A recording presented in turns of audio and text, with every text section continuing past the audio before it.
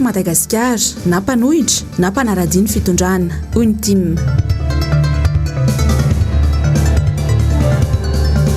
Tena ho an'ny malagasy tokoa ve Antananarivo, mpanolotsain'ny tanàna Antananarivo renivohitra. Raha volamena telo amin'ny 70 kilao ny filoham-pirenena ny tokony andrainy andraiky ny voalohany hoy Radanoara Julien.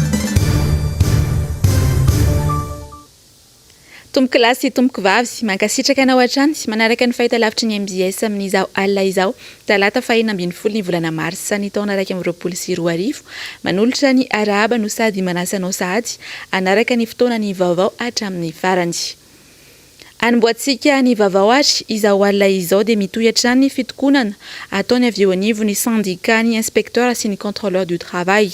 Tsy mbola nivany olana moa hatramin'ny izao na dia teo azy ny fampitandremana nomena ny tompona ndraiky mpanjakana. Nisy araka izany ny fanambarana nataon'izy ireo androany teny amin'ny foibe ny teny Antsahavola teny. Fanadiadiny eo amin'ny sary sy rindran'ny sary ny Mathieu Prince.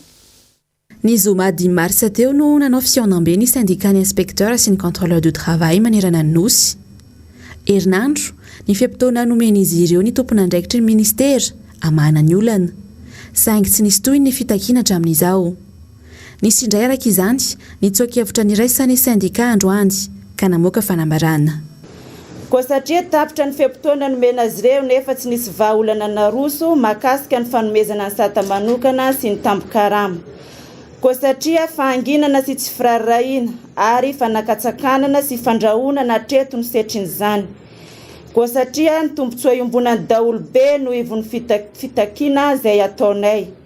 Araka izany dia mangataka tsy misy fepetra izahay ny fametram-pialan'ireo tompona andraikitra ambony eo anivon'ny ministera tsy mahavaha olana. Raha nisy ny fizirizirian'izy ireo ny amin'izany fametram-pialana izany dia mitodika amin'ireo ambaratonga ampahefana farantampony eto amin'ny firenena ny anesorana azy ireo tsy misy atakandro eo amin'ny toerany ka hanendry olona mahalala sy mahafehy ny tontolon'ny asa sady afaka ieno sy amahany olona mianjady amin'ny corps de l'inspection du travail izahay. Ampatsahivinay hatrany fa ny fitakianay dia mifototra amin'ny fampiarana ny fifanarana iraisam-pirenena momba ny asa laharana faraiky amby 20 sy 20 izay mamatra ny fanomezana sata manokana mifehy ny corps de l'inspection du travail izay efa nankatoavy ny fanjakana malagasy efa ho 15 taona mahery zay. Tsapa famarary ny tontolon'ny asa sy ny fampananana asa eto Madagasikara raha ny zava-misy ny ainan'ny firenena tao anatin'ny taona maromaro. Fanamariana azy matetika avy amin'ny olom-pirenena sy ireo tompona andraikitra ambony ny tsy fisian'ny vokatra azo tsapain-tanana avy aminay mpisehatra eo anivon'ny tontolon'ny asa. Tsara ho mariana nefa fanjaran'ireo tompona andraikitra eo amin'ny ministera ny fanomezana baiko amin'ny fanatanterana ny asa rehetra izay lazaina fa tsy ahitam-bokatra. Antony iray lehibe izay mbola hanamafisanay ny fialan'izy ireo izay tsy mijery afa-tsy ny tombotsoany manokana. Eto am-pamaranana dia mbola manamafy izahay ny fahavononanay tanteraka amin'izay fifampidinina amin'ireo ambaratonga ampahefana ambony mpanapa-kevitra momba ny famahana izao fitakianay izao. Ho fanatsarana ny tontolon'ny asa sy fampananana asa eto Madagasikara. Mariana fa efa nisy ny fangatana fiona fampidiniana eo anivon'ny teo amin'ny primature izay nefa mbola tsy nahitam-baliny hatreto. Tsy hijanona araka izany ny tolon'ny syndicat. Iova paikady hafa indray izy ireo raha tsy misy mihitsy ny fandraisana andraikitry ny fanjakana sy ny ministera pia. Raha tsy aivina ny fampiarana ny sata mifehy azy ireo, ny fandoavana ny tambokarama hatramin'ny taona 2024 no antony ny fitakiana.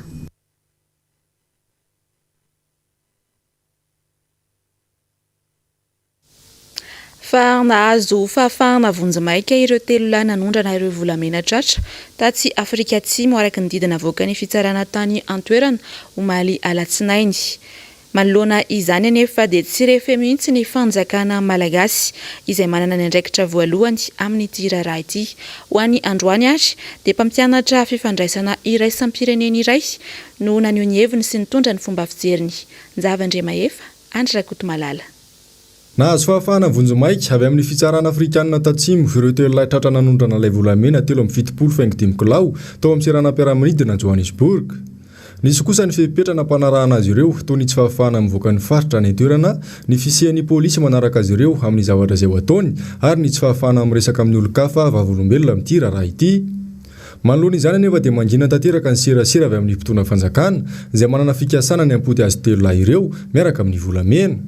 Tokony tsy hitaza-potsiny manoloana izany anefa ny fitondram-panjakana hoy Julien Radanoira mpampianatra fifandraisana iraisam-pirenena.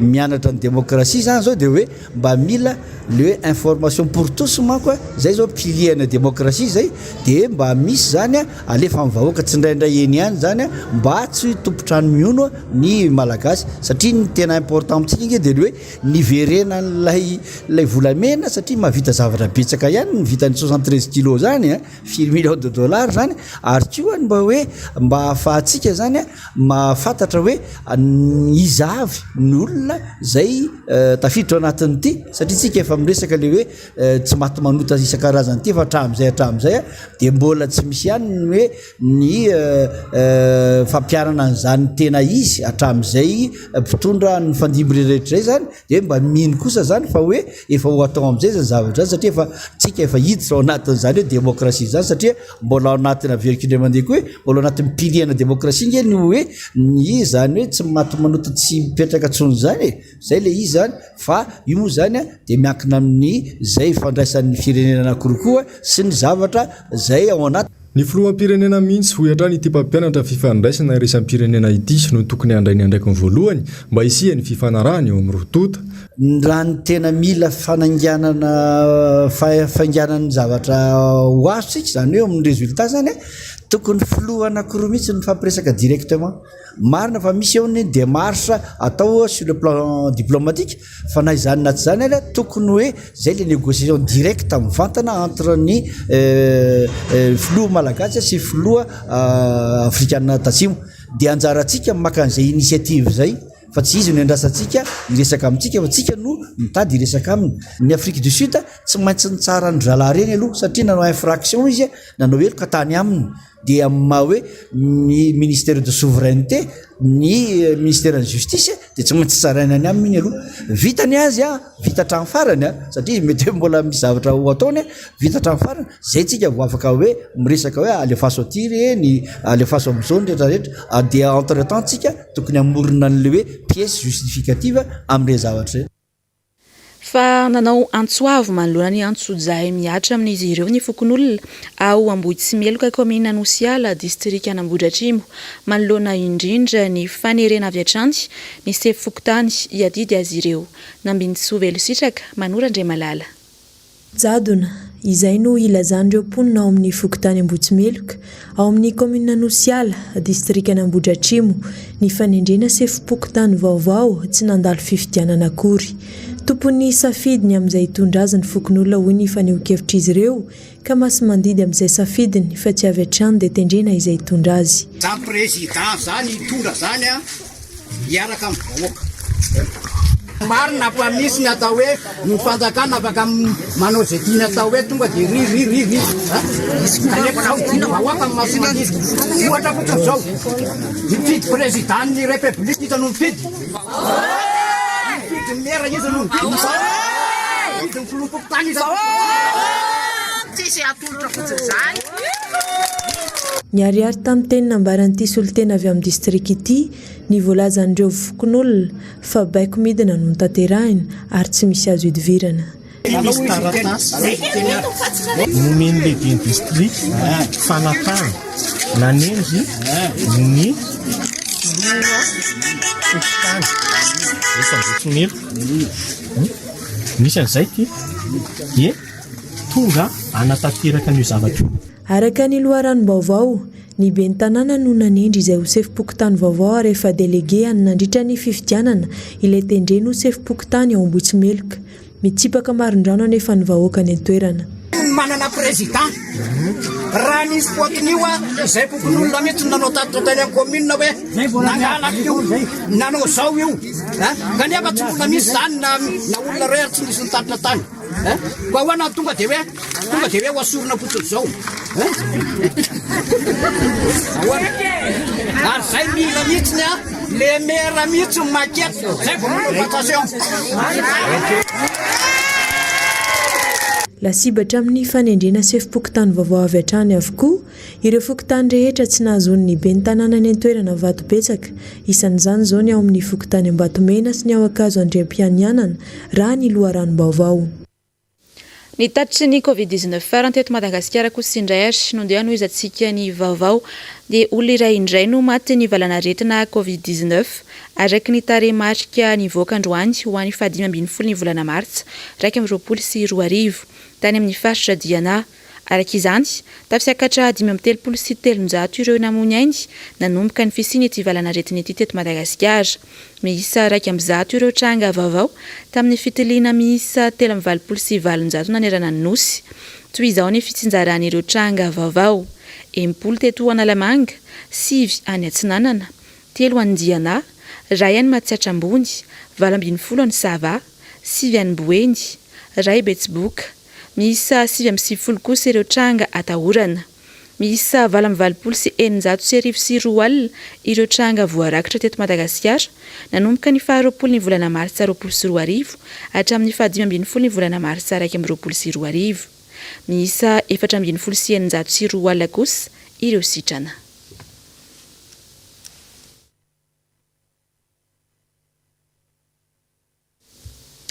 Fa eo amin'izay lafim-baovao izay hatrany ary dia mitaky ny fandraisana andraikitry ny fanjakana manoloana ny fahafatesana mpampianatra mpikaroka noho ny valanaretina Covid-19 ny CSS Sampanan-Taninarivo.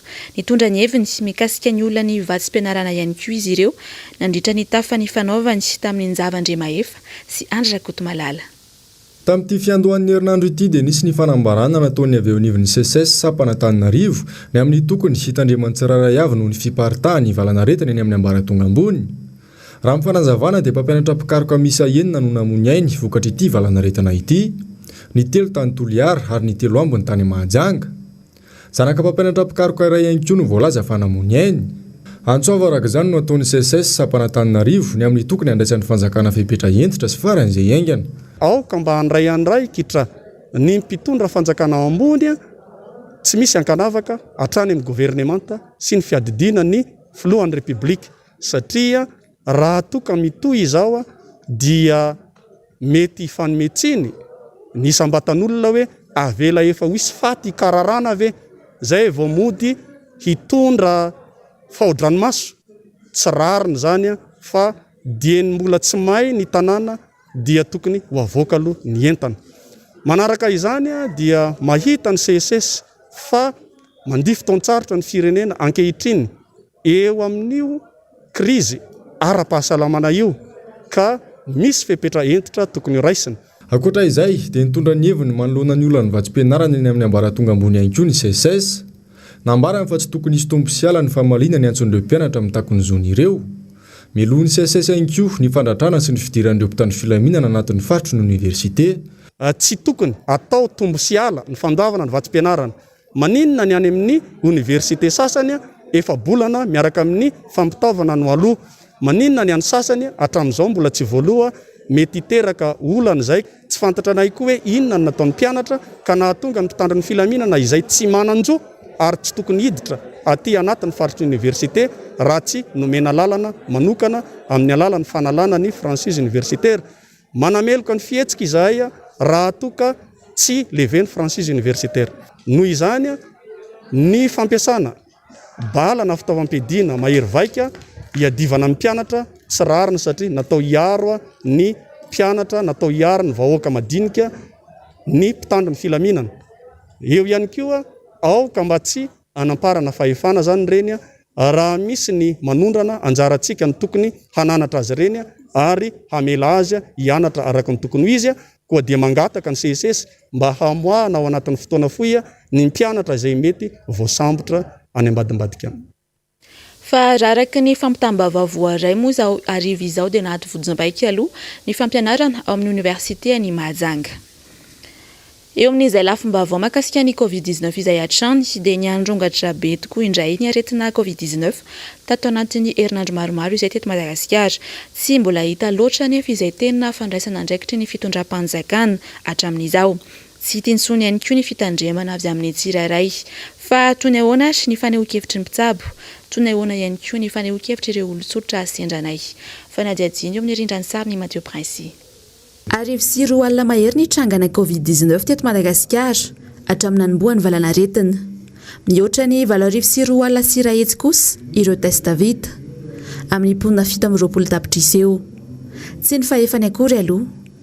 Hita aloha izany fa misy ny tsy fahampiana. Efa manomboka resy lahatra amin'ny fanatonana mpitsabo nefa ny malagasy indrindra hatramin'ny siny ty valanaretina ity. Fijerika an'izy aloha raha ny zavatra niainana nanomboka tamin'ilay Covid-19 iny dia lasa mihazatra mamonjy dokotera ny olona amin'izay afaka mamonjy dokotera moa zany.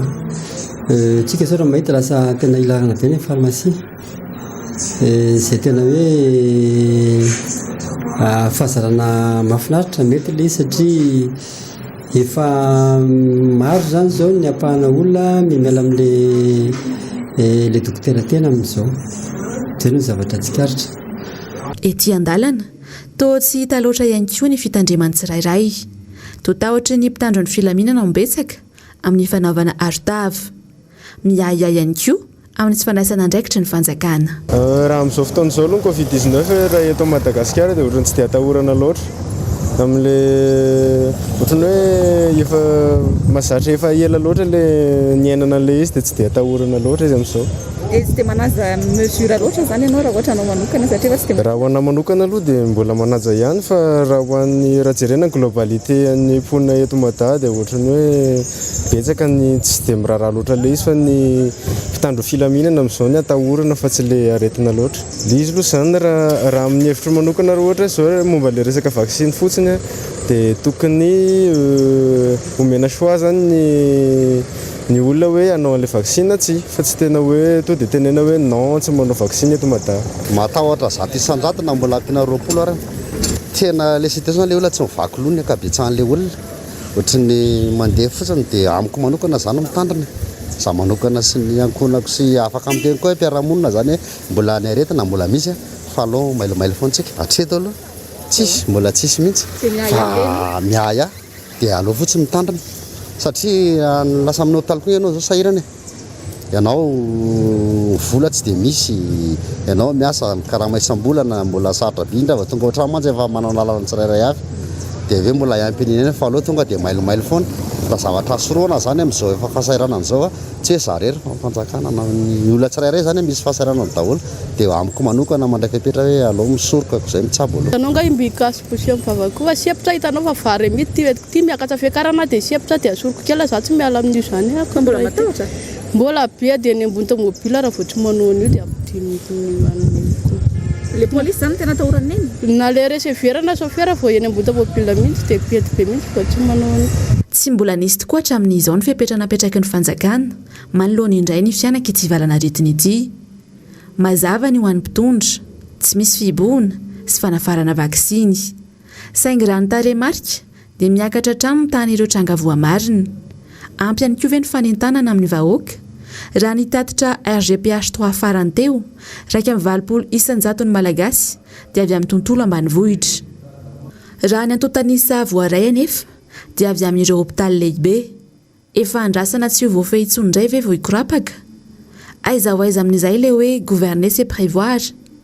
Mila politika mazava ny vahoaka ahafahana miatrika ny valanaretina ampitoniana. Eo amin'izay vaovao ny fahasalamana sy ny sosialy izay hatrany ary dia toa tsy hita mipakena anivo ny fiarahamonina intsony sy ny tontolon'ny fahasalamana amin'izao ny fampiarana ny antsona hoe fiahina ara-sosialy sy ny fiahina ara-pahasalamana misy hoy ireo firaisamonim-pirenena ny sakana madindinika tsy ahafahana mampiatra izany ka nisy ny atrikasany ho tanterahin'izy ireo tetsy anosy ho any androany. Nzavandrema efa Andry Rakoto Malala. Mbola tsy tafapetraka tsara ny fampiarana ny fiahiana ara-tsosialy sy ny ara-pahasalamana eto amintsika hoy ireo firaisamonim-pirenena. Ankoatra ny teti-bolana tokany fanjakana ho an'ny fahasalamana izay mbola ambany dia ambany, dia maro ny sakana mety tsy ahafana mampiatra izany izay sehatra goavana tokony ataon'ny fanjakana lahara-pamehana. Somary tavelavela kely le zavatra efa natomboka raha tsy tentsika hoe eo ohatra ny caisse nationale de solidarité pour la santé dia mbola tsy mihetsika firy zany mbola district telo sa efatra fotsiny mbola nanomboana ao anatin'izany moa vatomandry ny décret maromaro izay tokony ho ampiasaina mahakasika an'io mbola tsy tafapetraka tsara. Ny OMS moa nametraka hoe na 10% dia efa ahafahana mametraka an'le CSU. Dia ny eto amintsika nefa rehefa jerena hatramin'izao dia manodidididina indraindray 7 misy taona izy nidina 5% mihitsy ara dia 6 dia paraparany teo moa izao hoe 7%. Dia mbola lavitra zany izay zavatra izay ka misy fitovian-kevitra teo amin'ny mpamatsy vola amin'le fomba hanatanterahana na le resaka CNSS ohatra zany eto amintsika. Dia misy ihany koa moa zany mety misy somary taraikiraiky ihany koa zany mitokony mametraka tsara ny leadership zany ny fitondram-panjakana. Ny fampiarana ny fiahiana ara-tsosialy sy ny ara-pahasalamana ina nefa no lalana ahafahany vahoaka malagasy rehetra misitraka ny zony. Tanjona ho ny firaisamonim-pirenena ny amerenana indray sy ny asin'izany fiahiana ara-tsosialy sy ny ara-pahasalamana izany izay andraisan'izy ireo anjara miaraka amin'ny ministera. Eo amin'ny maresaka iraisam-pirenena dia mihamirongatra indray ny valanaretina COVID-19 maneran-tany. Isan'ny ahitana izay tranga betsaka izay izao any Brésil ka nanapa-kevitra ny an'olo ny ministry ny fahasalamam-bahoaka any an-toerana indray ny filoha breziliana. Mamintana amintsika izay vaovao izay ary nambintsovy Elositraka sy Manora Andriamalala.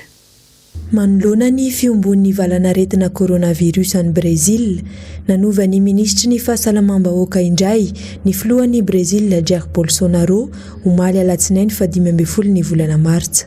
Arak'izany dia i Marcelo Quiroga indray no andimby any Eduardo Pazuello manomboka izao araka ny nambarany ary tsy ho ela no hanatanterahana ny fifamindram-pahefana.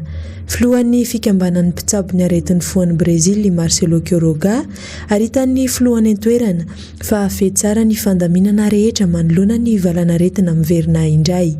Araka ny tatitra voaray, i Brésil no firenena faharoa ahitana tranga betsaka indrindra ary efa mahery ny 7 zao no matin'ny coronavirus any an-toerana. Raha tsy ahivina, ny fiandohan'ny volana May taona 2020 no nandray ny toerana maha-ministry ny fahasalamam-bahoaka breziliana azy ny General Eduardo Pazuello taorian'ny fametraha-pelany Nelson Tec. Ity farany izay nambarany Jair Bolsonaro fa tsy nanana traikefa teo amin'ny fitantanana ny ministera ary diso paikady tamin'ny resaka coronavirus ka tsy maintsy niala tamin'ny toerany. Raha ny nambarany ministry ny fahasalamana breziliana vao nisoloana dia te hametraka paikady vaovao eo amin'ny ministeran'ny fahasalamana indray ny filoha breziliana antony nanalana azy tamin'ny maha-ministry ny fahasalamam-bahoaka breziliana azy nandritra ny 10 volana.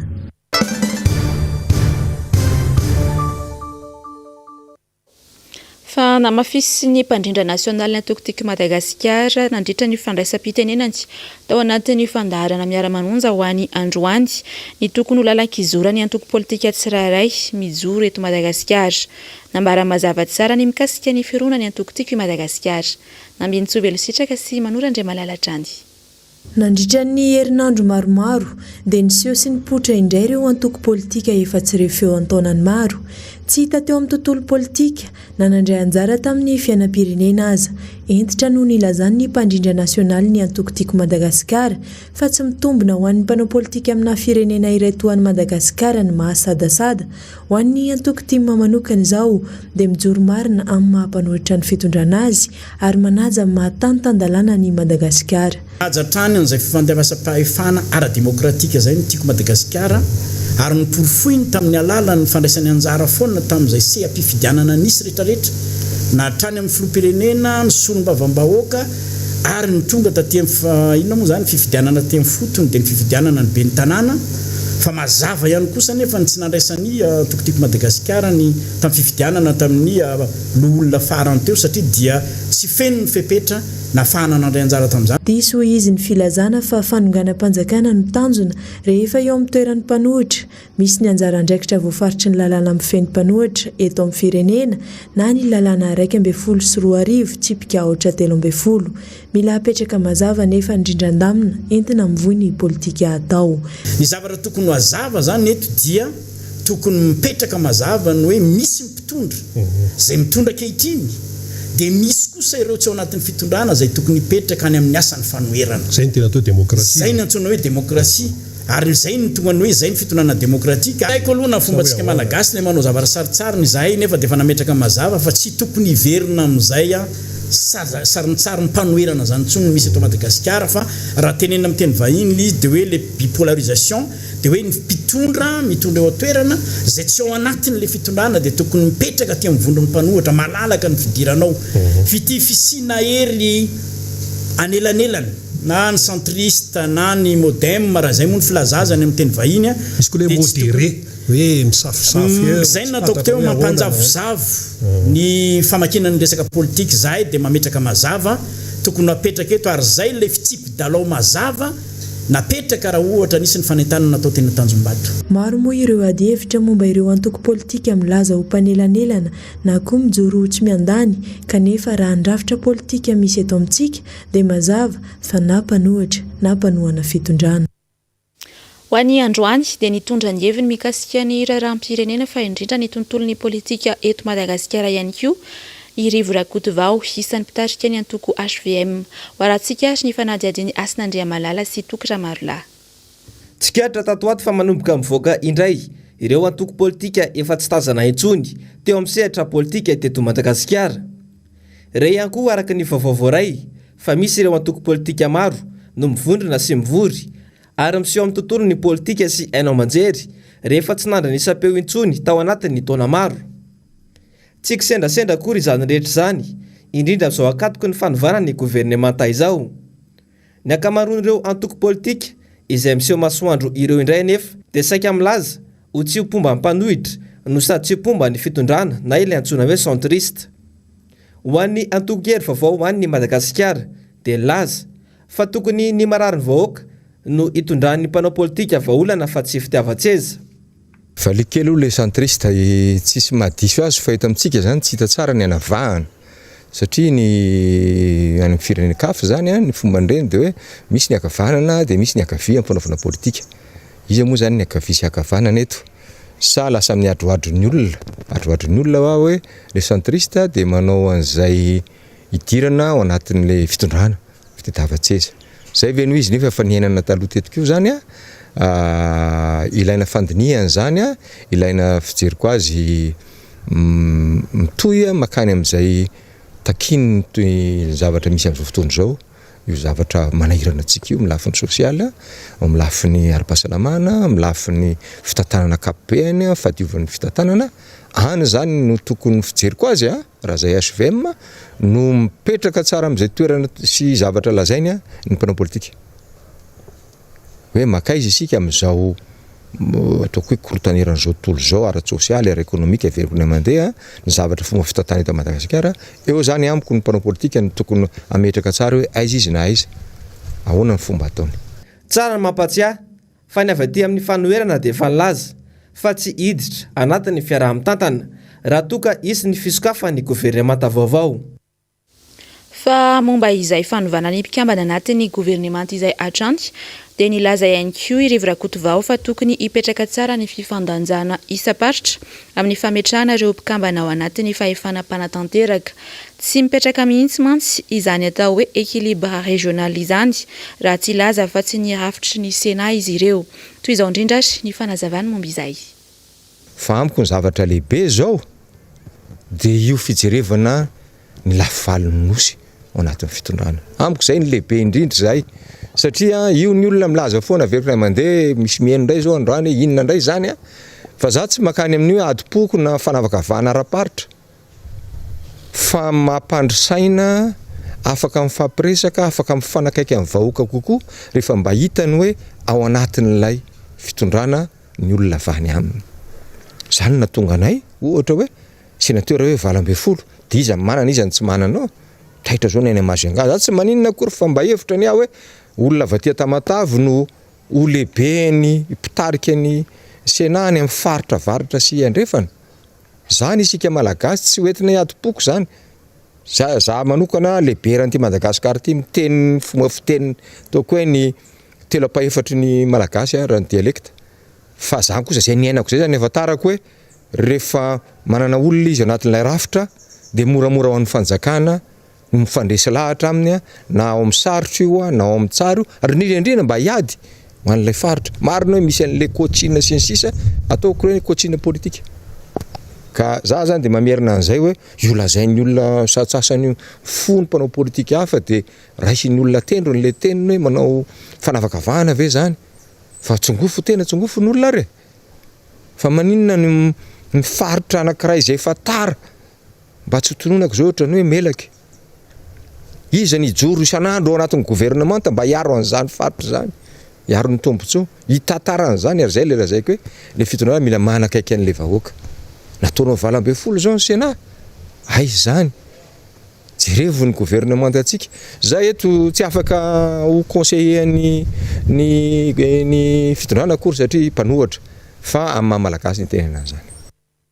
fa navaivay ny tsikera nataon'ireo mpanolotsain'ny tanàna n'Antananarivo renivohitra androany nandritra ny fandaharana miara-manonjy manoloana ny fitantanana misy eo anivon'ny commune Antananarivo renivohitra mamintina amintsika ny vaovao na ambiny Tsovely sitraka sy Manorandre Malala Niariary hatramin'izay feim-potoana nitondran'ny ben'ny tanàna n'Antananarivo renivohitra izay ny kitoto sy ny gaboraraka ataony hoy Lilira Faralahy mpanolotsaina ny tanàna n'Antananarivo renivohitra nivadika tamin'ny teny nomeny nandritra ny fampelezan-kevitra nataon'ny ben'ny tanàna hoy izy manoloana ny fitotonganan'ny farim-piainan'ny mponina sy ny manjoa azy ireo mijoro amin'ny zavatra hita fa tsy mety le izy fa akory moa atao fa rehefa tonga ny be noho ny vitsy mangina ianao lasa resy le hevitra ao fa iny mbola raisy koa an'iny rehefa tapaka zany hoe tsy lany ty hevitra ty izay le demokrasia ny tena mpitondra zany dia zao hoe mahay mijery ny laram-pahamehana ny tena mpitondra zany dia zao mipetraka amin'ny toerany vahoaka fa rehefa tsy misy impact mivantana any amin'ilay andavanandro-piainana